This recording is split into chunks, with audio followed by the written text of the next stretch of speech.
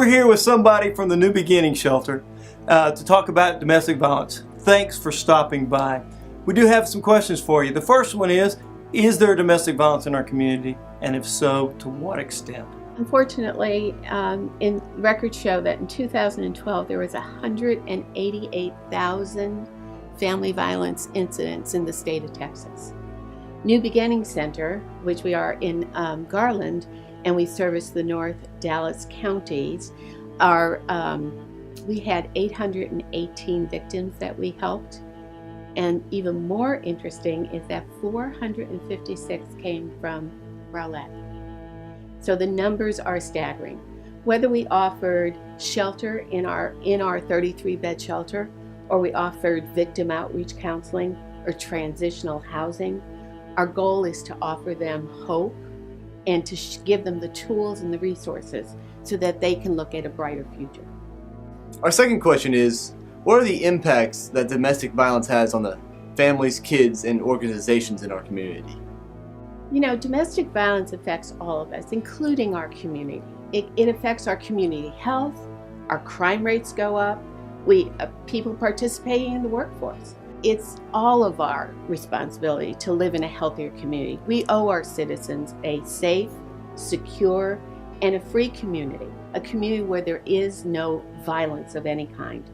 1 in 4 women, 1 in 4, have suffered domestic violence. So look around you. Look around your congregation. Do you not wonder if there's anyone in that congregation who's suffering right now? Again, it's all of our responsibility. It's our vested interest to make a safer community for everyone, and especially our children. Our third question is, what is the New Beginning Shelter doing to help these victims of domestic violence? You know, New Beginning Center in 1983 decided that they were going to answer a critical domestic violence issue. So we offered shelter, and again, I mentioned that we have a 33-bed shelter. Unfortunately, I hate to tell you this, but we always have a wait list. We have victim outreach programs, which is a non-residential program, and we, again, serve women that come in with their children for counseling. We handle as many as 90 to 100 cases a month. That's a lot of devastation. We also have a community outreach program, which is an education program in the high schools and the middle school. I'm a strong believer that if we do not educate the next generation, this cycle is never going to stop. And then again, I mentioned transitional housing. We also offer our victims the opportunity to be self-sustaining, and we right now have 16 families that live in transitional housing, and we're helping them through maintaining and learning how to live a better and safer life. My dream is that one day we're out of business. I hope that one day we never have to offer our services to anyone. Our last question is, what can our church do to help the New Beginning Center? We're always looking for volunteers. There's so many projects that go on when you have a shelter. We have a wish list.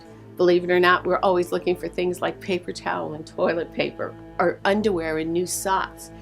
Remember, when our women come to this shelter, they come with only the clothes on their body and usually their children in tow.